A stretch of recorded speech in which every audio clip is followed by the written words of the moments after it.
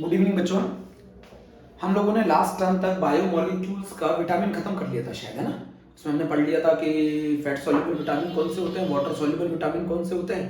Fat soluble vitamin A D E के होते हैं जो फैट में सॉल्युबल होते हैं, ऑयल में सॉल्युबल होते हैं। और वाटर सॉल्युबल विटामिन वो विटामिन होते हैं जो वाटर में सॉल्युबल होते हैं। ये हमारी बॉडी में स्टोर नहीं हो सकते, अगर हम इनको एक्सेस में ले लेंगे तो ये एक्सक्रीट कर जाएंगे यूरिन के through. Vitamin B and vitamin C इसके एग्जाम्पल थे, एक्सेप्ट विटामिन बी 12, है ना। फिर हमने पढ़ा विटामिन ए का केमिकल नेम रेटिनॉल था। फिर हमने पढ़ा विटामिन बी 1 का केमिकल नेम थायामीन था। विटामिन बी 2 का नाम राइबोफ्लेविन था। विटामिन बी 6 का नाम पायरोडॉक्सिन था, है ना। फिर हमने विटामिन सी का नाम केमिकल नेम एस्कॉर्बिक एसिड था। विटामिन ए के कारण जो बीमारी थी उसका नाम जीरोथैलेमिया एंड नाइट ब्लाइंडनेस था। विटामिन बी 1 के कारण बेरी था, loss of appetite, retarded growth था। विटामिन बी 2 के कारण चेलियोसिस है, बर्निंग सेंसेशन ऑफ स्किन है, डाइजेस्टिव डिसऑर्डर है। विटामिन बी 6 के कारण कॉन्वल्यूजन है। विटामिन बी 12 के कारण टेनिसियस एनीमिया है। ह्यूमन ब्लड में जो हीमोग्लोबिन उसमें आरबीसी डेफिशिएंट हो जाता है। विटामिन सी के अंदर स्कर्वी है, ब्लीडिंग ऑफ गम्स है। विटामिन डी के अंदर रिकेट्स है, ऑस्टियोमलेशिया है। विटामिन ई के अंदर increase in fragility of RBC and muscular weakness है। और विटामिन के अंदर increase in blood clotting time है। आज जो हम टॉपिक पढ़ने जा रहे हैं बायोमोलिक्यूल्स का बेटा, वो बहुत इंपॉर्टेंट है। तो फिर से हम लोग हेडिंग डालें बायोमोलिक्यूल, है ना। बायोमोलिक्यूल, बायोमोलिक्यूल लेक्चर नंबर 2, सही है। अच्छा, मुझे एक चीज बताओ, बायोमोलिक्यूल का मतलब क्या। बायोमोलिक्यूल का अगर मैं सिंपल मतलब बताऊं तो molecule of living system, molecule of living system या लिविंग थिंग, है। Molecule of living system is known as biomolecule. आप बोलेंगे सर इसका क्या मतलब है। ऐसे मॉलिक्यूल, ऐसे बायोमोलिक्यूल, ऐसे मॉलिक्यूल जो हमारी मतलब बॉडी को न्यूट्रिशन प्रोवाइड करें, उनकी हेल्थ के लिए रिक्वायर्ड हों, उनके अंदर जो बायोलॉजिकल प्रोसेस कैरिड आउट होते हैं उनके लिए रिस्पॉन्सिबल हों, ऐसे मॉलिक्यूल को बायोमोलिक्यूल कहते हैं। उसमें आज हम सबसे इंपॉर्टेंट बायोमोलिक्यूल पढ़ने जा रहे हैं और उसका नाम है कार्बोहाइड्रेट। जो मैं कार्बोहाइड्रेट के बारे में बताना चाहता हूं, बॉडी का प्राइमरी सोर्स है कार्बोहाइड्रेट। मतलब बॉडी सबसे पहले जहां से एनर्जी लेती है वो प्राइमरी सोर्स है कार्बोहाइड्रेट। आप ज्यादातर कार्बोहाइड्रेट रोटी से, चावल से लेते हैं in the form of starch. ये स्टार्च जब हम खाते हैं तो इस समय बॉडी हमारी किस में कन्वर्ट करती है, इसको ग्लूकोज में। फिर ग्लूकोज फर्दर उसको डिकम्पोज करके क्या ऑब्टेन की जाती है, वो ऑक्सीजन CO2, और इस ऑक्सीजन से हमारी सेल्स को क्या मिलती है, एनर्जी। ये फंक्शन है कार्बोहाइड्रेट का। मतलब कार्बोहाइड्रेट से हमें मिलता है स्टार्च, स्टार्च से हाइड्रोलिसिस से हमें मिलता है ग्लूकोज, ग्लूकोज का डिकम्पोजिशन से हमें मिलता है CO2 और ऑक्सीजन हमारी सेल्स को क्या प्रोवाइड करती है, एनर्जी प्रोवाइड करती है। ऐसा कुछ मोटा मोटा मैंने पढ़ा हुआ है। अब अगर मैं बात करूं कार्बोहाइड्रेट में तो उससे पहले मैं कुछ बेसिक चीजों की बात करूंगा, जैसे कार्बोनाइल कंपाउंड का क्या मतलब है। बच्चों ये चीज आपको मालूम होनी चाहिए। कार्बोनाइल कंपाउंड का मतलब होता है एल्डिहाइड और ketone. This is the general representation of carbonyl compound. This carbon is sp2 hybridized, और इसके एग्जांपल होते हैं एल्डिहाइड और कीटोन। एल्डिहाइड और कीटोन किसके एग्जांपल होते हैं, कार्बोनाइल कंपाउंड के एग्जांपल होते हैं। पहली बात तो आप ये समझिए, पहली बात तो आप ये समझिए कि कार्बोनाइल कंपाउंड किनको बोला जाता है, एल्डिहाइड और कीटोन को बोला जाता है कार्बोनाइल कंपाउंड। एल्डिहाइड मतलब CHO और कीटोन मतलब इस तरीके से लिख लो आप, C डबल बॉन्ड O। तो एल्डिहाइड और कीटोन को ही बोला जाता है कार्बोनाइल कंपाउंड। तो मैं बच्चों सबसे पहले बता रहा हूं कि कार्बोहाइड्रेट की जो ओल्ड डेफिनेशन थी वो एक फॉर्मूला बेस्ड थी, जिसमें ये कहा गया था कि कार्बोहाइड्रेट का मतलब होता है हाइड्रेट ऑफ कार्बन। कार्बोहाइड्रेट का मतलब था हाइड्रेट्स ऑफ कार्बन। ये ओल्ड डेफिनेशन थी, hydrate of carbon. What is the formula of hydrate of carbon, CxH2O का होल y। मतलब जो इस फॉर्मूले को फॉलो करेगा वो कार्बोहाइड्रेट होगा, और जो इस फॉर्मूले को फॉलो नहीं करेगा वो कार्बोहाइड्रेट नहीं होगा। बट ऐसे बहुत से कंपाउंड थे जो इस फॉर्मूले को फॉलो कर रहे थे बट वो कार्बोहाइड्रेट नहीं थे, और ऐसे बहुत से कंपाउंड थे जो इस फॉर्मूले को फॉलो नहीं कर रहे थे फिर भी कार्बोहाइड्रेट थे। तो पहले ओल्ड डेफिनेशन क्या थी, ये बोला जाता था, ये सिर्फ नाम मात्र की डेफिनेशन है, ये नाम मात्र की डेफिनेशन है कार्बोहाइड्रेट की। मतलब ये कोई करेक्ट डेफिनेशन नहीं है। बहुत सारे ऐसे कंपाउंड थे जो इस फॉर्मूले को फॉलो कर रहे थे बट वो कार्बोहाइड्रेट नहीं थे। बहुत सारे ऐसे कंपाउंड थे जो इस फॉर्मूले को फॉलो नहीं कर रहे थे फिर भी कार्बोहाइड्रेट थे। तो शुरुआत में ऐसा बोला गया कि कार्बोहाइड्रेट का मतलब होता है हाइड्रेट ऑफ कार्बन, जिसका फॉर्मूला होता है CxH2O y। समझिए, जैसे फॉर एग्जांपल जैसे ग्लूकोज है ना, फॉर एग्जांपल जैसे ग्लूकोज, ग्लूकोज का फॉर्मूला होता है C6H12O6। क्या ये इस फॉर्मूले को फॉलो कर रहा है? बिल्कुल, C6 और H2O का होल 6। ये कार्बोहाइड्रेट है, ग्लूकोज कार्बोहाइड्रेट है। फ्रक्टोज का भी यही फॉर्मूला होता है, फ्रक्टोज का भी यही फॉर्मूला होता है। फ्रक्टोज भी कार्बोहाइड्रेट है, C6H12O6। C6 इसको ऐसे लिख लो, H2O का होल 6, ये भी कार्बोहाइड्रेट है। ये दोनों इस फॉर्मूले को फॉलो कर रहे हैं। अगर मैं बात करूं सुक्रोज की, सुक्रोज की अगर मैं बात करूं, केन शुगर मतलब सुक्रोज, सुक्रोज कह लो, माल्टोज कह लो, लैक्टोज कह लो, इन तीनों का फॉर्मूला बेटा एक ही होता है, C12H22O11। इन तीनों का फॉर्मूला एक ही होता है, C12H22O11। तो हम इसको ऐसे लिख सकते हैं, कार्बन 12 और H2O का होल 11। ये भी तीनों कार्बोहाइड्रेट है। ये सारे फॉर्मूले को फॉलो कर रहे हैं, ये सब कार्बोहाइड्रेट है, ये सब इस फॉर्मूले को फॉलो कर रहे हैं, कार्बोहाइड्रेट है। बट अगर मैं बात करूं कुछ एग्जांपल की, यहां पर अगर मैं बात करूं सबसे पहले फॉर्मल्डिहाइड की, सबसे पहले मैं बात कर रहा हूं फॉर्मल्डिहाइड की, है ना? जानते हैं फॉर्मूला फॉर्मल्डिहाइड का? फॉर्मल्डिहाइड का फॉर्मूला है CH2O, सबसे छोटा एल्डिहाइड है फॉर्मल्डिहाइड। क्या ये फॉर्मूला हमारा फॉलो कर रहा है इस फॉर्मूले को, C1H2O का होल 1? फॉर्मल्डिहाइड फॉलो कर रहा है इस फॉर्मूले को। बट मैं आपको बताना चाहता हूं कि formaldehyde is not a carbohydrate. Formaldehyde कोई कार्बोहाइड्रेट नहीं है, not a carbohydrate. Glucose carbohydrate है, फ्रक्टोज कार्बोहाइड्रेट है, ग्लूकोज कार्बोहाइड्रेट है, फ्रक्टोज कार्बोहाइड्रेट है, सुक्रोज, माल्टोज, लैक्टोज कार्बोहाइड्रेट है, ये कार्बोहाइड्रेट है। ग्लूकोज कार्बोहाइड्रेट है, फ्रक्टोज कार्बोहाइड्रेट है, सुक्रोज, माल्टोज, लैक्टोज ये सब कार्बोहाइड्रेट है। बट आपका फॉर्मल्डिहाइड इस फॉर्मूले को फॉलो कर रहा है, बट ये कोई कार्बोहाइड्रेट नहीं है, नॉट अ कार्बोहाइड्रेट। इसी तरह अगर मैं बात करूं बेटा एसिटिक एसिड की, CH3COOH, अगर मैं इसी तरीके से बात करूं एसिटिक एसिड की, तो एसिटिक एसिड का क्या फॉर्मूला लिख दिया आपने, C2H4O2। क्या ये हमारे कार्बोहाइड्रेट के फॉर्मूले को फॉलो कर रहा है? बिल्कुल कर रहा है, C2H2O का होल ट्वाइस, आप चेक कर लेना। बट मैं आपको बता दूं एसिटिक एसिड जो है ये भी कोई कार्बोहाइड्रेट नहीं है। Acetic acid is also not a carbohydrate, ये भी कोई कार्बोहाइड्रेट नहीं है, नॉट अ कार्बोहाइड्रेट, ये भी कोई कार्बोहाइड्रेट नहीं है। तो कार्बोहाइड्रेट का मतलब क्या है? तो ये डेफिनेशन तो इसको सही बता नहीं पा रही है। इस डेफिनेशन के अगर अकॉर्डिंग टू चलूं मैं, तो उन्होंने कहा था जो इस फॉर्मूले को फॉलो करेगा वो कार्बोहाइड्रेट है। तो बहुत से ऐसे कंपाउंड थे जो इस फॉर्मूले को फॉलो नहीं कर रहे थे, फिर भी कार्बोहाइड्रेट थे। बहुत से ऐसे कंपाउंड हैं जो इस फॉर्मूले को फॉलो कर रहे हैं, फिर भी कार्बोहाइड्रेट नहीं है। तो ये डेफिनेशन नाम मात्र की है, सिर्फ ऐसी बोली जाती थी, ये डेफिनेशन सही नहीं है। तो आप लोगों को अभी तक मैंने जो बताया उसमें क्या था, मैंने एक चीज तो बताई कि कार्बोहाइड्रेट बायोमोलिक्यूल क्या होते हैं, molecule of a living system. Biological process को कैरिड आउट करने के लिए जो मॉलिक्यूल रिक्वायर्ड है उन्हीं को कहा जाता है बायोमोलिक्यूल, जिसमें हम लोग एक पढ़ चुके थे विटामिन के बारे में, मॉलिक्यूल ऑफ लिविंग सिस्टम। फिर बात आती है सबसे ज्यादा इंपॉर्टेंट टॉपिक इस चैप्टर के अंदर जो है वो है कार्बोहाइड्रेट एंड अमीनो एसिड्स। तो बच्चों इसमें मोस्टली केमिकल रिएक्शन पढ़नी है हमें इनकी, बायोमोलिक्यूल्स की, बायो वाला पोर्शन नहीं जानना है इनका। तो कार्बोहाइड्रेट का मीनिंग क्या है, हाइड्रेट्स ऑफ कार्बन को कार्बोहाइड्रेट बोला जाता है, ये ओल्ड डेफिनेशन है, ये नाम मात्र की डेफिनेशन है, गलत डेफिनेशन है। जनरल फॉर्मूला क्या बताया उन्होंने, कार्बोहाइड्रेट मतलब हाइड्रेट्स ऑफ कार्बन, कार्बन के हाइड्रेट तो CXH2OY, मतलब जो इस फॉर्मूले को फॉलो करेगा वो कार्बोहाइड्रेट है, और जो इस फॉर्मूले को फॉलो नहीं करेगा वो कार्बोहाइड्रेट नहीं है। तो ऐसे बहुत से कंपाउंड थे जो इस फॉर्मूले को फॉलो कर रहे थे, जो इस फॉर्मूले को फॉलो कर रहे थे, बट वो कार्बोहाइड्रेट नहीं थे। जैसे हमारा फॉर्मल्डिहाइड, जैसे मेरा एसिटिक एसिड, दोनों इस फॉर्मूले को फॉलो कर रहे थे बट कार्बोहाइड्रेट नहीं थे। बट बहुत से ऐसे कंपाउंड है जो इस फॉर्मूले को फॉलो कर रहे हैं बट कार्बोहाइड्रेट है, जैसे आपका ग्लूकोज, जैसे आपका फ्रक्टोज, जैसे आपका माल्टोज, लैक्टोज, सुक्रोज, ये सब है। कार्बोनाइल कंपाउंड का मतलब होता है एल्डिहाइड और कीटोन। ऐसा ये वाला जो कार्बन होता है कार्बोनाइल कंपाउंड का, ये sp2 हाइब्रिडाइज होता है, ये रिक्वायरमेंट होगी। ये वाला कार्बन जो बेटा ये इलेक्ट्रोफिलिक सेंटर होता है, इसमें पार्शियली प्लस चार्ज होता है, इसमें पार्शियली माइनस चार्ज होता है, ये इलेक्ट्रोफिलिक सेंटर होता है, ये इलेक्ट्रोफिलिक सेंटर होता है। नोट कर लो, नोट कर लो, स्क्रीनशॉट ले लो। तो ये डेफिनेशन सिर्फ गलत है, मतलब ये डेफिनेशन टोटली गलत है।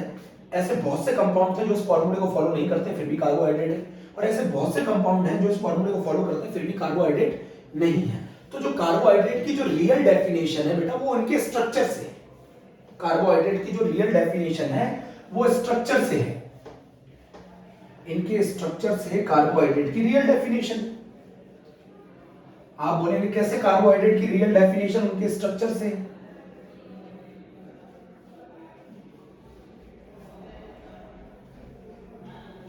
कार्बोहाइड्रेट की रियल डेफिनेशन उनके स्ट्रक्चर से।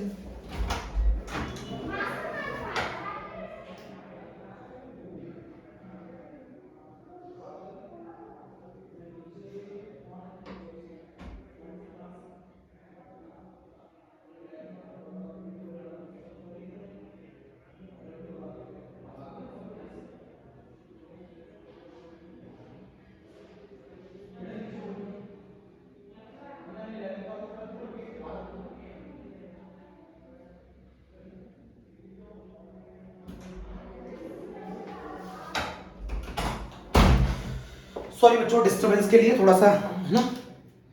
अब इसकी जो डेफिनेशन आती है दिन की कार्बोहाइड्रेट की, वो डेफिनेशन क्या है?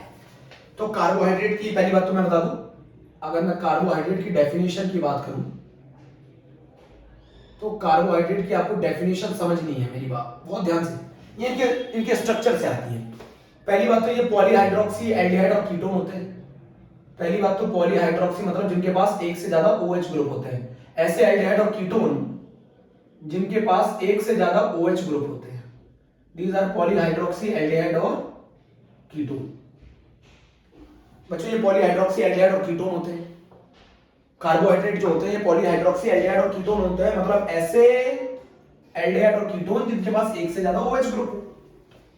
या फिर सुनना मेरी बात बहुत ध्यान से सुनना, या फिर इन पॉलीहाइड्रोक्सी कार्बोनाइल कंपाउंड के, इन पॉलीहाइड्रोक्सी कार्बोनाइल कंपाउंड के साइक्लिक, अभी आगे जाके समझ में आएगा ये हेमी एसिटल क्या होता है।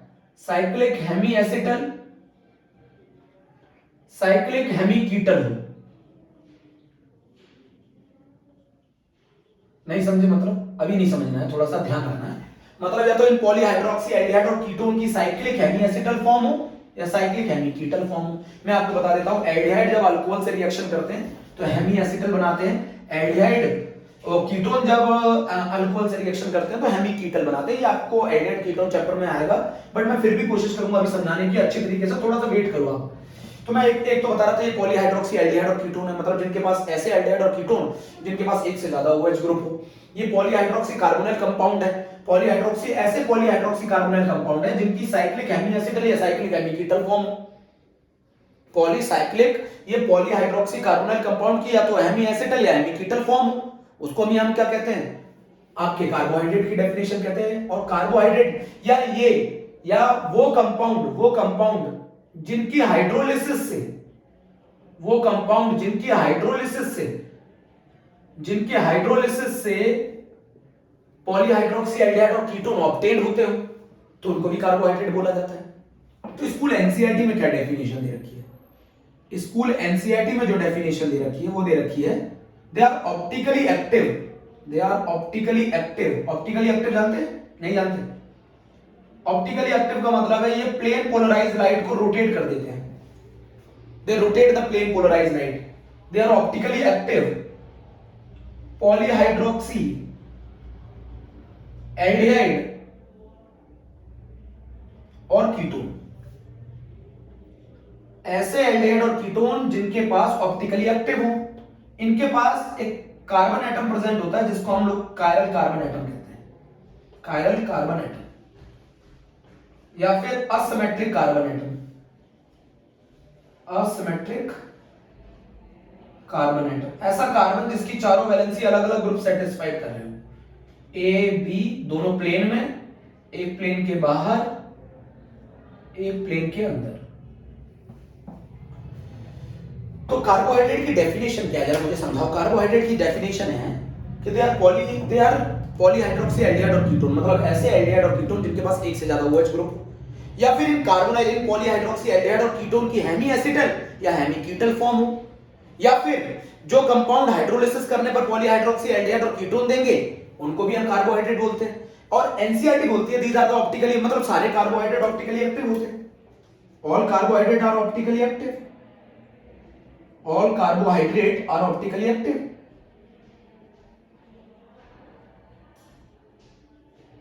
All carbohydrate are optically active, सारे कार्बोहाइड्रेट ऑप्टिकली एक्टिव होते हैं। ऑप्टिकली एक्टिव का जिन बच्चों को मतलब नहीं मालूम है उसको बता दूं मैं, ये प्लेन पोलराइज्ड लाइट को रोटेट करते हैं ऐसे सब्सटेंस जो प्लेन पोलराइज्ड लाइट को या तो राइट साइड रोटेट कर दें या फिर लेफ्ट साइड रोटेट कर दें, ऐसे सब्सटेंसेस को बोला जाता है ऑप्टिकली एक्टिव। आगे जाके समझाऊंगा। तो आप जरा डेफिनेशन पर फोकस करो कि कार्बोहाइड्रेट की डेफिनेशन क्या है। तो कार्बोहाइड्रेट की जो डेफिनेशन है वो ये है कि ये पॉलीहाइड्रोक्सी एल्डिहाइड और कीटोन होते हैं, या फिर ये पॉलीहाइड्रोक्सी एल्डिहाइड और कीटोन के हेमी एसिटल या हेमी कीटल फॉर्म होती है, या फिर ये जो कंपाउंड जिनके हाइड्रोलिसिस करने पर पॉलीहाइड्रोक्सी एल्डिहाइड या कीटोन मिले वही कहलाते हैं carbohydrate. They are optically active, ये सारे कार्बोहाइड्रेट ऑप्टिकली एक्टिव होते हैं। ये सब प्लेन पोलराइज्ड लाइट को राइट साइड या रोटेट करते हैं।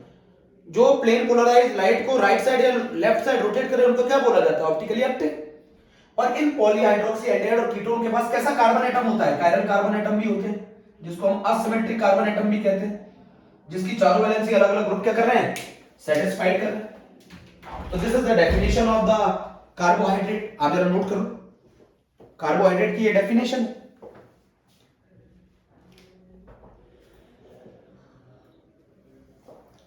तो कार्बोहाइड्रेट की डेफिनेशन है क्या मेरे प्यारे बच्चों?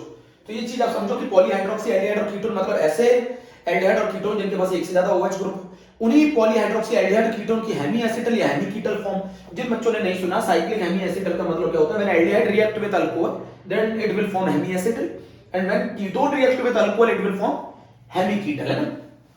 दे are optically active polyhydroxy carbohydrate, जितने भी कार्बोहाइड्रेट है सारे ऑप्टिकली एक्टिव है, मतलब they rotate the plane polarised light.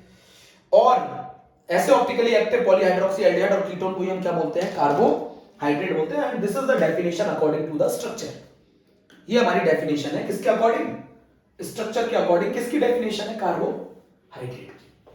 आप लोगों ने नोट कर लिया? तो हम लोगों को कार्बोहाइड्रेट, तो जो पहले जो डेफिनेशन दी गई थी कि कार्बोहाइड्रेट का मतलब होता है हाइड्रेट ऑफ कार्बन, वो सिर्फ नाम मात्र की डेफिनेशन है।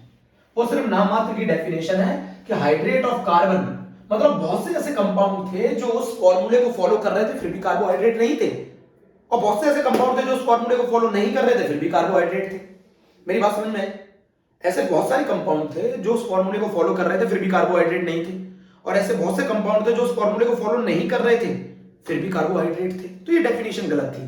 तो फिर जो डेफिनेशन बनाई गई वो स्ट्रक्चर के अकॉर्डिंग बनाई गई, मतलब ऐसे एल्डिहाइड और कीटोन जिनके पास एक से ज्यादा OH ग्रुप हो, या ऐसे एल्डिहाइड और कीटोन जिनके पास एक से ज्यादा OH ग्रुप की हेमी एसिटल या हेमी कीटल फॉर्म हो, या फिर ऐसे कंपाउंड जिनके हाइड्रोलिसिस करने पर पॉलीहाइड्रोक्सी एल्डिहाइड या कीटोन मिलते हैं उनको भी हम कार्बोहाइड्रेट बोलते हैं। एंड जो डेफिनेशन बनाई गई इसके बेसिस पे एनसीईआरटी में वो ये बोला गया they are optically active polyhydroxy aldehyde और कीटोन। और पॉलीहाइड्रोक्सी एल्डिहाइड और कीटोन इनके पास एक या एक से ज्यादा असिमेट्रिक और कायरल कार्बन एटम प्रेजेंट होता है। ये चीज भी आपको मैंने बता दी है। अब बात आती है बच्चों कि पहला क्लासिफिकेशन हम पढ़ने जा रहे हैं, कार्बोहाइड्रेट का पहला क्लासिफिकेशन। तो पहला क्लासिफिकेशन हम पढ़ने जा रहे हैं, classification of carbohydrate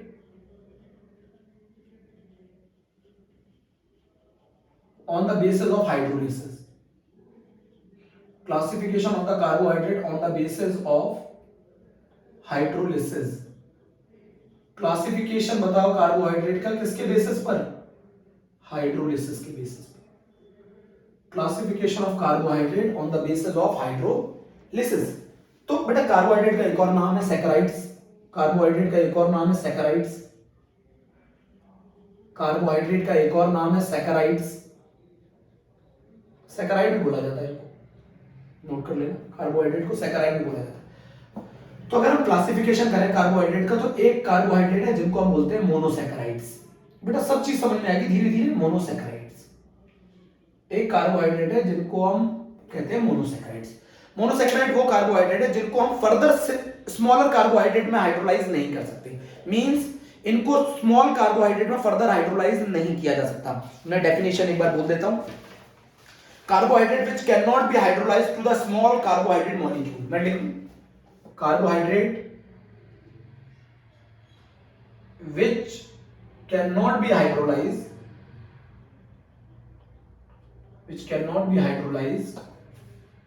carbohydrate which cannot be hydrolyzed to smaller carbohydrate molecule,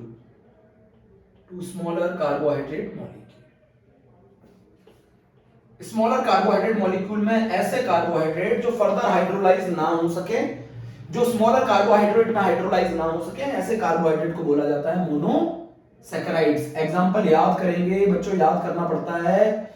D glucose, आगे मतलब समझाऊंगा इस डी का मतलब क्या है। डी ग्लूकोज, डी फ्रक्टोज, ये नाम तो आपने सुने हैं। फ्रक्टोज मतलब फ्रूट शुगर। डी मैनोज, ये भी आपने सुना हुआ है। डी राइबोज, राइबोज सुना है नहीं सुना है? आरएनए में ribonucleic acid. D ribose, D glucose, D fructose, D mannose, D galactose etcetera, ये सब हमारे मोनोसैकेराइड है, मतलब इनकी फर्दर हाइड्रोलिसिस नहीं हो सकती। ऐसे कार्बोहाइड्रेट को मोनोसैकेराइड्स बोला जाता है। Those carbohydrates which cannot be hydrolyzed to the simple carbohydrate molecule to the smaller carbohydrate molecule, उनको बोला जाता है मोनोसैकेराइड। तो इसके एग्जांपल हम लोगों को याद करना है। D glucose, D fructose, D mannose, D ribose. Ribose का जो फार्मूला होता है मैं वो आपको बता देता हूँ, C5H10O5 होता है। बाकी इन सभी का फार्मूला एक ही होता है।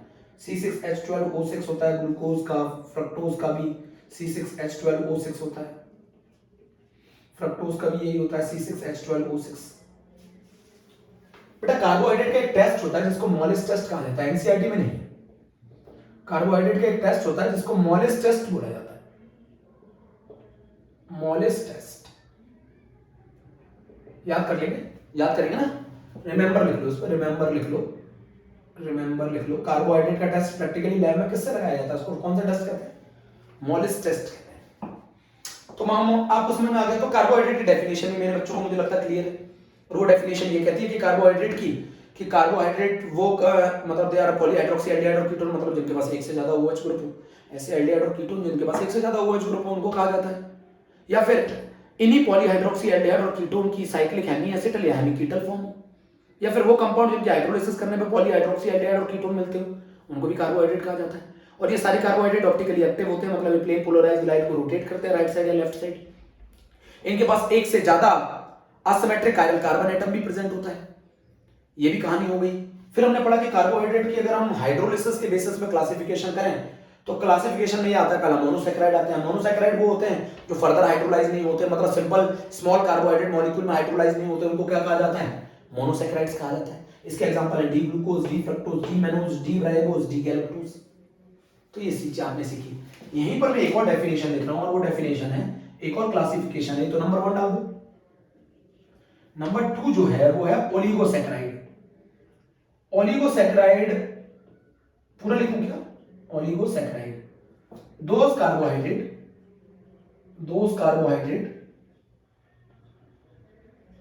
which on hydrolysis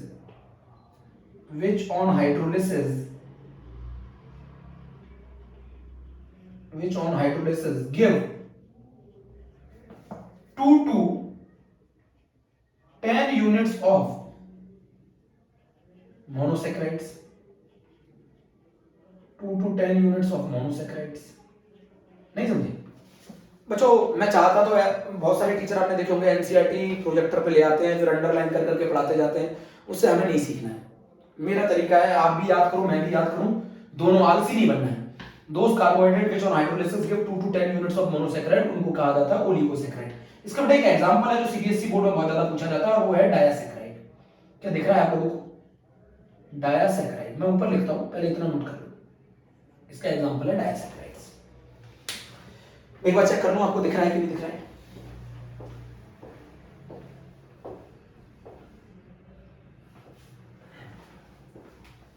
बिल्कुल दिख रहा है। डायासैकेराइड्स की बात कर रहा था मैं।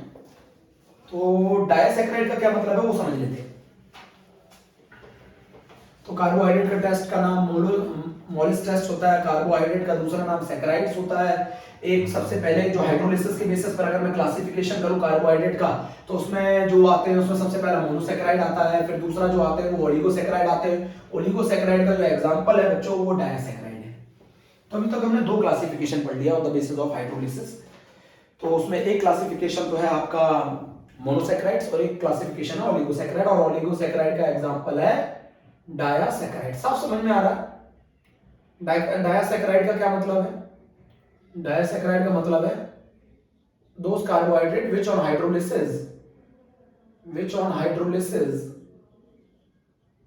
hydrolysis give 2 units of monosaccharides,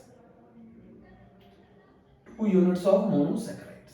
ऐसे कार्बोहाइड्रेट जिनकी हाइड्रोलिसिस करने पर हमें 2 यूनिट मोनोसैकेराइड की मिलती हैं उनको हम क्या कहते हैं? डायासैकेराइड कहते हैं। ऐसे कार्बोहाइड्रेट जिनकी हाइड्रोलिसिस करने पर हमें 2 यूनिट मोनोसैकेराइड्स की मिलती हैं उनको हम डायासैकेराइड कहते हैं। और डायासैकेराइड्स के अंदर बच्चों में सबसे पहले बताना चाहता हूं आपको, सबसे पहले आता है सुक्रोज। और अगर मैं सुक्रोज की हाइड्रोलिसिस कर दूं, मैं सब सिखाऊंगा ये, अगर मैं सुक्रोज की हाइड्रोलिसिस कर दूं तो आपको मिलता है ग्लूकोज और फ्रक्टोज। आपको अच्छी तरह मालूम है ग्लूकोज एंड फ्रक्टोज मोनोसैकेराइड्स हैं। अगर मैं सुक्रोज की हाइड्रोलिसिस कर दूं तो ग्लूकोज और फ्रक्टोज मिलता है। एक और सुना होगा आपने माल्ट शुगर, जिसको हम लोग माल्टोज कहते हैं। माल्टोज की अगर मैं हाइड्रोलिसिस करूंगा तो आपको दोनों यूनिट ग्लूकोज की मिलेगी। आपको इनके स्ट्रक्चर भी पढ़ने हैं। और एक होता है लैक्टोज, जिसको हम लोग मिल्क शुगर कहते हैं। और अगर मैं इसकी हाइड्रोलिसिस करूंगा तो आपको मिलता है ग्लूकोज एंड गैलेक्टोज। तो ये चीज आप नोट करना चाहें तो नोट कर लें। तो ये तीनों का फॉर्मूला एक ही होता है, और ये तीनों किसके एग्जाम्पल हैं? डायासैकेराइड के एग्जाम्पल हैं। और तीनों का फॉर्मूला एक ही होता है, C12H22OH। इन तीनों का फॉर्मूला एक ही होता है। सुक्रोज की हाइड्रोलिसिस करने पर ग्लूकोज और फ्रक्टोज, माल्टोज की हाइड्रोलिसिस करने पर ग्लूकोज, लैक्टोज की हाइड्रोलिसिस करने पर ग्लूकोज एंड गैलेक्टोज। तो कार्बोहाइड्रेट में जो क्लासिफिकेशन है वो नंबर 1 तो यही है कि मोनोसैकेराइड होते हैं। मोनोसैकेराइड वो होते हैं जिन्हें आप फर्दर हाइड्रोलाइज नहीं कर सकते, जिसमें glucose, mannose, ribose, galactose, fructose आते हैं। फिर हमने पढ़ा कि ओलिगोसैकेराइड वो सैकेराइड्स होते हैं जिनकी हाइड्रोलिसिस करने पर 2 से लेकर 10 मोनोसैकेराइड यूनिट मिलती हैं। हमें इसमें पढ़ना है सिर्फ एक ही एग्जांपल, डायासैकेराइड।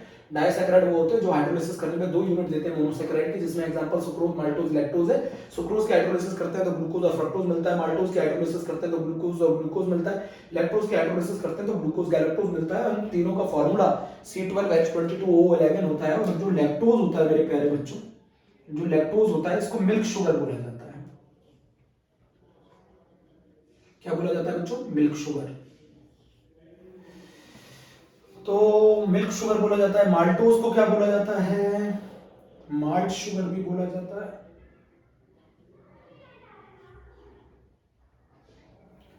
ठीक है। सुक्रोज को तो आप जानते हो केन शुगर बोला जाता है। ठीक है, क्या ये बात क्लियर है?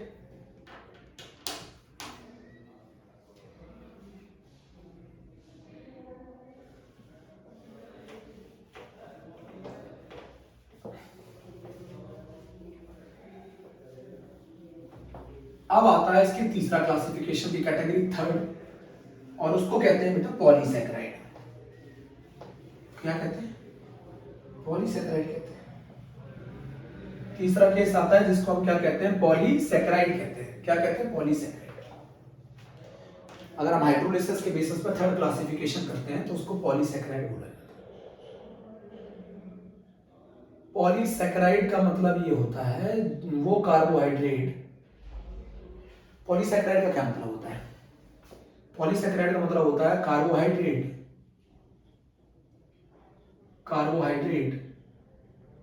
On hydrolysis give n units of monosaccharides,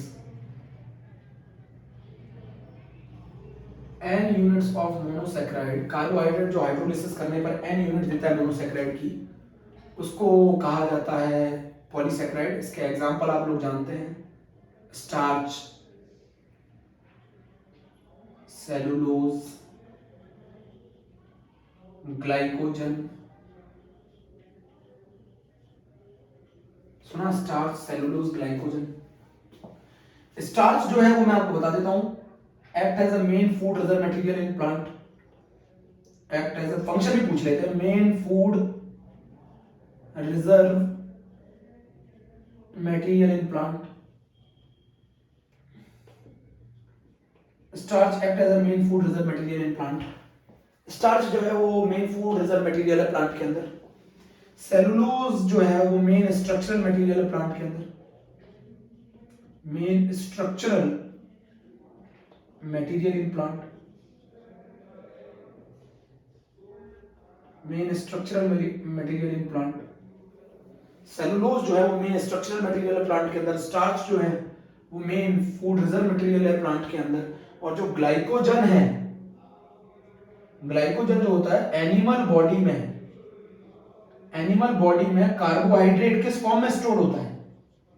animal body में carbohydrate stored in the form of glycogen।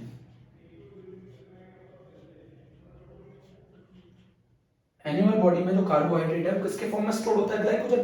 मतलब जैसे एनिमल बॉडी को ग्लूकोज की रिक्वायरमेंट होती है, अपने एंजाइम को भेजती है, वो एंजाइम ग्लाइकोजन को ब्रेक करता है, ग्लूकोज प्रोवाइड करता है बॉडी को।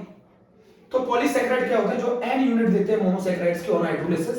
जैसे मान लो हमारे इन सभी का फॉर्मूला ये होता है C6H10O5 का होल n, और अगर मैं इसकी हाइड्रोलिसिस करा दूं एसिडिक मीडियम में n मॉलिक्यूल के साथ, तो आपको मिलेगा n unit of glucose, NC6H12O6। तो पॉलीसैकेराइड वो होते हैं जिनके n यूनिट मिलती है मोनोसैकेराइड्स के ऑन हाइड्रोलिसिस करने पर, उनको कहते हैं पॉलीसैकेराइड। इसके एग्जांपल 3 हैं, कौन कौन है? Starch, cellulose, glycogen. And cellulose is the main structural material in plant. Cell wall जो होती है ना, प्लांट की जो सेल वॉल होती है वो क्या कंसिस्ट करती है? प्लांट की सेल वॉल, प्लांट की जो सेल वॉल होती है वो क्या कंसिस्ट करती है? सेलुलोज। नहीं सुना? अरे प्लांट की जो अरे हमारी स्किन की तरह सॉफ्ट नहीं होता ना प्लांट का आउटर पार्ट, हमारे प्लांट का जो आउटर पार्ट है वो सॉफ्ट नहीं होता ना, हार्ड होता है। तो इसी की वजह से तो होता है सेल वॉल की वजह से। सेल वॉल क्या कंसिस्ट करती है? सेलुलोज कंसिस्ट करती है। तो पॉलीसैकेराइड भी याद हो गया आप लोगों को। अब एक और क्लासिफिकेशन है कार्बोहाइड्रेट का। कार्बोहाइड्रेट का एक और क्लासिफिकेशन है। तो on the basis of hydrolysis तो they are divided into 3 categories. One is called monosaccharide, other is called oligosaccharide, and the third one is called polysaccharide. Monosaccharide वो कार्बोहाइड्रेट है जो फर्दर हाइड्रोलाइज नहीं हो सकते, glucose, galactose, mannose, ribose and fructose उसके example थे। Oligosaccharide give 2 to 10 unit of monosaccharide on hydrolysis का example थे डायसैकेराइड। डायसैकेराइड के एग्जांपल थे सुक्रोज, माल्टोज, लैक्टोज। सुक्रोज के हाइड्रोलिसिस करने पर ग्लूकोज और फ्रक्टोज मिलता है, माल्टोज के हाइड्रोलिसिस करने पर दोनों यूनिट ग्लूकोज की मिलती है, और लैक्टोज के हाइड्रोलिसिस करने पर ग्लूकोज और गैलेक्टोज मिलता है। फिर आते हैं पॉलीसैकेराइड। पॉलीसैकेराइड वो होते हैं जो हाइड्रोलिसिस करने पर n यूनिट देते हैं मोनोसैकेराइड की। उसके एग्जांपल है starch, cellulose and glycogen. Starch जो है वो main food reserve material plant के अंदर, सेलुलोज जो है वो मेन स्ट्रक्चरल मटेरियल प्लांट के अंदर, और ग्लाइकोजन जो है वो एनिमल बॉडी के अंदर जो कार्बोहाइड्रेट स्टोर होता है वो in the form of glycogen होता है। जैसे एनिमल बॉडी को ग्लूकोज की रिक्वायरमेंट होती है, वो अपने एंजाइम को भेजती है, वो ग्लाइकोजन को ब्रेक करते हैं और क्या ऑब्टेन करवाते हैं? ग्लूकोज प्रोवाइड करते हैं। तो this is the classification on the basis of hydrolysis, है ना बेटा। एक और क्लासिफिकेशन है कार्बोहाइड्रेट का, एक और क्लासिफिकेशन है कार्बोहाइड्रेट का, और वो शुगर और नॉन शुगर की कैटेगरी के बेसिस पर है। एक और क्लासिफिकेशन है कार्बोहाइड्रेट का on the basis of sugar and non sugar, है ना। एक और क्लासिफिकेशन है कार्बोहाइड्रेट का। तो अब हम जो पढ़ने जा रहे हैं वो फिर से पढ़ने जा रहे हैं क्लासिफिकेशन ऑफ कार्बोहाइड्रेट। तो क्लासिफिकेशन जो कार्बोहाइड्रेट का, उसमें एक कैटेगरी आती है, इस तरीके से बना लें, एक कैटेगरी आती है शुगर और एक कैटेगरी आती है नॉन शुगर। एक कैटेगरी आती है शुगर और एक कैटेगरी आती है नॉन शुगर। ये चीनी, घर वाली चीनी का लेना देना नहीं है इससे, पता चले घर वाली चीनी के बारे में सोच रहे लोग। तो एक कैटेगरी आती है शुगर और एक कैटेगरी आती है नॉन शुगर। शुगर के अंदर जो आते हैं वो आते हैं एक तो मोनोसैकेराइड, जितने भी मोनोसैकेराइड, और आते हैं ओलिगोसैकेराइड, और ओलिगोसैकेराइड में जो आता है वो आता है कौन? डायसैकेराइड।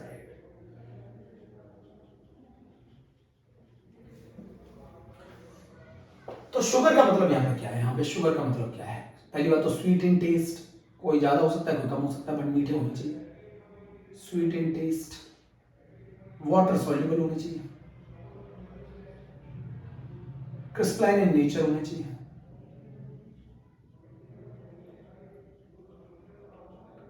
क्रिस्टलाइन इन नेचर होना चाहिए। Sweet in taste, water soluble, crystalline in nature, उनको कहा जाता है शुगर। मोनोसैकेराइड्स क्या होते हैं, इसके एग्जांपल फिर से आपको याद करने पड़ेंगे। डी ग्लूकोज, जितने भी मोनोसैकेराइड है वो सब शुगर की कैटेगरी में आते हैं। डी गैलेक्टोज, मेरा समय खराब कर रहे हो कुछ नहीं। D fructose, D mannose, D ribose. Disaccharide में कौन कौन आते हैं, सुक्रोज,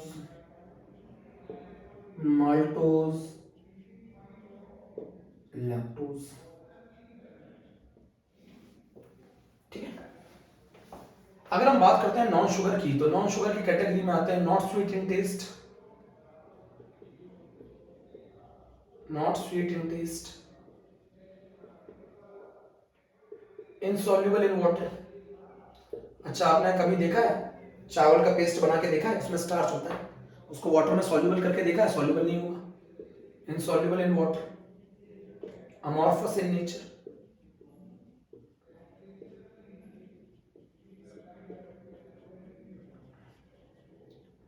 इसके अंदर जो एग्जांपल आते हैं वो आते हैं पॉलीसैकेराइड। पॉलीसैकेराइड जो होते हैं वो मीठा नहीं आता। चावल का पेस्ट मीठा होता है, हाँ? चावल का पेस्ट मीठा होता है क्या, उसमें स्टार्च होता है। तो पॉलीसैकेराइड में कौन कौन आता है, स्टार्च, स्टार्च, सेलुलोज। तो ये एक और क्लासिफिकेशन है, किसके बेसिस पर, शुगर एंड नॉन शुगर के बेसिस पे। नोट कर लो, शुगर और नॉन शुगर के बेसिस पे एक और क्लासिफिकेशन है।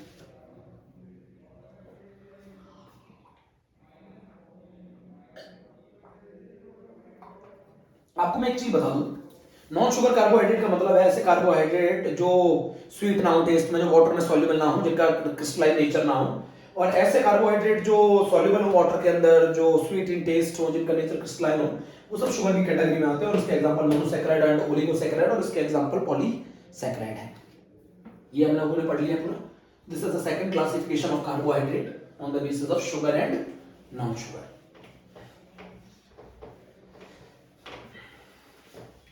आगे जाके हम एक और पढ़ेंगे, reducing and non reducing sugar, reducing carbohydrate और नॉन रिड्यूसिंग कार्बोहाइड्रेट। समझे? अभी पढ़ेंगे, आगे पढ़ेंगे। अब हम पढ़ने जा रहे हैं जर्नल नॉमेनक्लेचर ऑफ कार्बोहाइड्रेट। क्या पढ़ने जा रहे हैं, जर्नल नॉमेनक्लेचर ऑफ कार्बोहाइड्रेट।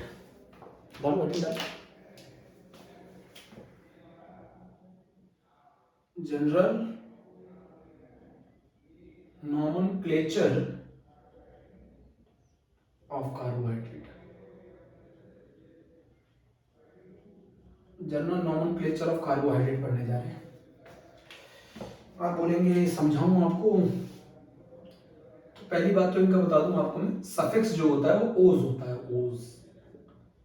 इनका सफिक्स ओज होता है, ओज। एक्सेप्ट स्टार्च में तो कार्बोहाइड्रेट है, उसमें तो ओज नहीं है। एक्सेप्ट स्टार्च, एक्सेप्ट ग्लाइकोजन, ये दोनों तो कार्बोहाइड्रेट है, बट इनमें ओज कहां होता है। एक्सेप्ट स्टार्च, एक्सेप्ट ग्लाइकोजन, इनमें ओज कहां होता है, जरा मुझे बताओ। इनमें ओज नहीं होता ना, तो इनका सफिक्स ओज होता है। एक्सेप्ट स्टार्च और ग्लाइकोजन, बाकी में तो ग्लूकोज में ओज होता है, फ्रक्टोज में ओज होता है, सेलुलोज में होता है, सुक्रोज में होता है, माल्टोज में होता है, सभी में होता है, बट सिर्फ इन दोनों में नहीं होता। पर ये दोनों कार्बोहाइड्रेट है। दूसरा, अगर मान लो कार्बोहाइड्रेट के अंदर फंक्शनल ग्रुप एल्डिहाइड है, तो उनको एल्डोज बोला जाता है। और इन एल्डोज का जो जर्नल फॉर्मूला है वो ऐसे है, CHOH का whole N CH2OH। This is the general formula of aldose. एक से ज्यादा फंक्शनल OH ग्रुप होते हैं ना। अच्छा, अगर इनके अंदर कीटोनिक ग्रुप होता है तो इसको कीटोज बोला जाता है। और कीटोनिक ग्रुप ऑलवेज किस पोजीशन पे आता है, सेकंड पोजीशन पे आता है। तो इसका जो जर्नल फॉर्मूला होता है वो होता है CH2OH। देखना, C double bond O, CHOH का होल N CH2OH। नोट कर लो। एल्डिहाइड फंक्शनल ग्रुप अगर आता है तो इनका नाम एल्डोज हो जाएगा, और अगर कीटोनिक आता है तो इनका नाम कीटोज हो जाएगा। दोनों को मैंने बता रखा है। अगर मान लो इन चेन के अंदर 3 कार्बन है तो उसको ट्रायोज बोला जाता है, 4 कार्बन है तो उसको टेट्रोज बोला जाता है, 5 कार्बन है तो उसे पेंटोज बोला जाता है, 6 कार्बन है तो उसे हेक्सोज बोला जाता है, 7 कार्बन है तो उसे हेप्टोज बोला जाता है। ये कहानी है। 3 कार्बन है तो ट्रायोज, 4 कार्बन है तो टेट्रोज, 5 कार्बन है तो पेंटोज, 6 कार्बन है तो हेक्सोज, 7 कार्बन है तो हेप्टोज। सफिक्स ओज एक्सेप्ट स्टार्च ग्लाइकोजन, एल्डिहाइड में एल्डोज, कीटोन में कीटोज। कीटोनिक ग्रुप कौन सी पोजीशन पे आता है? सेकंड पे आप देख रहे हो, और एल्डिहाइड ग्रुप फर्स्ट पोजीशन पे। तो अगर किसी सैकराइड्स के अंदर या किसी कार्बोहाइड्रेट के अंदर एल्डिहाइड ग्रुप है तो उसको एल्डोज बोला जाता है, कीटोनिक ग्रुप है तो कीटोज बोला जाता है। इसमें मैक्सिमम 7 कार्बन तक होते हैं, 3 कार्बन से लेकर 7 तक, तो 3 है तो ट्रायोज और 7 है तो हेप्टोज। ये बात क्लियर है? सफिक्स ओज है, एक्सेप्ट स्टार्च एंड ग्लाइकोजन है, कीटोन में कीटोज और एल्डिहाइड में एल्डोज है। रफ कर दूं? चलो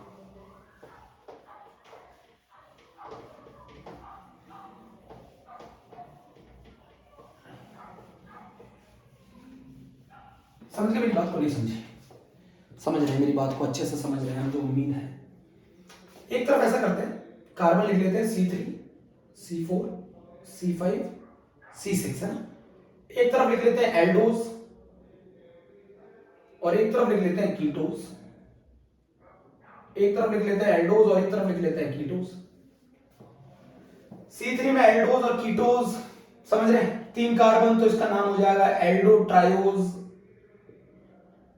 अच्छा, मैं अगर स्ट्रक्चर बनाऊं एल्डो ट्रायोज का तो जरा बताओ क्या होगा? एल्डो ट्रायोज 3 कार्बन का है, CHO, CHOH और CH2OH, यही तो होगा 3 कार्बन का। तो इसका नाम क्या होगा बोलो? Aldo triose. इसका एक और नाम है कॉमन, ग्लिसरल डिहाइड।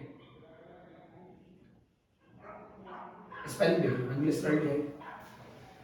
4 कार्बन का है तो क्या बोलेंगे? एल्डो। 4 कार्बन का तो क्या बोलेंगे? Aldo tetrose.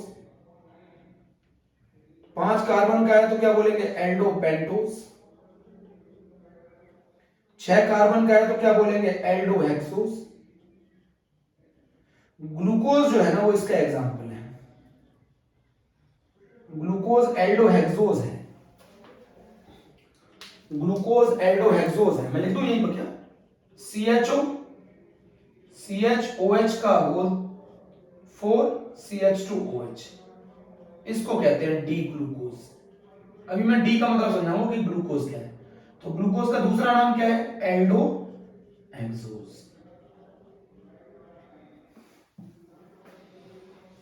D glucose Aldo hexose है। इसी तरीके कीटोज में आ जाओ तो कीटो ट्रायोज, 3 कार्बन होंगे तो कीटो ट्रायोज, 4 कार्बन होंगे तो कीटो टेट्रोज, 5 कार्बन होंगे तो कीटो पेंटोज, 6 कार्बन होंगे तो कीटो हेक्सोज। फ्रक्टोज को बोला जाता है कीटो हेक्सोज, फ्रक्टोज को बोला जाता है कीटो हेक्सोज, फ्रक्टोज को बोला जाता है कीटो हेक्सोज। बना दो क्या फ्रक्टोज का स्ट्रक्चर में? चलो पहले आप लिख लो इसको, स्क्रीनशॉट ले लेना या तो नोट कर लो, कॉपी रखा करो भैया।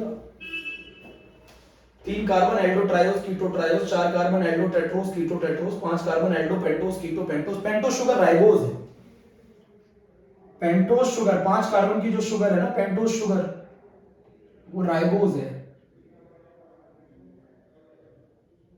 राइबोज। ग्लूकोज का दूसरा नाम एल्डोहेक्सोज है, फ्रक्टोज का दूसरा नाम कीटोहेक्सोज है। ग्लूकोज को मैंने बता दिया है, जरा आप समझ लो, ले लिया स्क्रीनशॉट? चलो ठीक है। सफिक्स ओज कहते हैं, ओज। अब हमारा जाके लेक्चर 1 कंप्लीट हुआ है बायोमॉलिक्यूल्स का। अब हमारा लेक्चर नंबर 1 कंप्लीट हुआ है बायोमॉलिक्यूल। अब चालू हुआ है हमारा बायोमॉलिक्यूल। आसान चैप्टर है बेटा, थोड़ा समझ में आ जाए। तो अगर मैं आपको बोलूं ग्लूकोज लिखने को, तो ग्लूकोज को क्या बोला जाता है बच्चों? टोटल नाम के 6 कार्बन होते हैं, एक एल्डिहाइड ग्रुप होता है, तो इसलिए इसको बोला जाता है एल्डोहेक्सोज। कैसे लिखोगे जरा बताओ? ओपन स्ट्रक्चर CHO CHOH का होल 4 CH2OH, ठीक है, ये ग्लूकोज हो गया। अगर मैं फ्रक्टोज बोलूंगा तो फ्रक्टोज को क्या बोला जाता है, इसके पास कीटोनिक ग्रुप होता है, कौन सी पोजीशन पे लगता है, सेकंड पे लगता है, और इसका क्या बोला जाता है, टोटल मिला के 6 कार्बन होते हैं। तो अगर मैं डेफिनेशन की बात करूं तो CH2OH, C double bond O, CHOH का होल थ्राइस, CH2OH। आप लोगों के लिए ये दोनों इंपॉर्टेंट है, एल्डोहेक्सोज और कीटोहेक्सोज आप लोगों के लिए इंपॉर्टेंट है। इतना आप लोग करिए आज के टर्म में, मेरा लेक्चर खत्म हो गया है, बाकी अगले टर्म पर, ठीक है। ओके, थैंक यू बच्चों।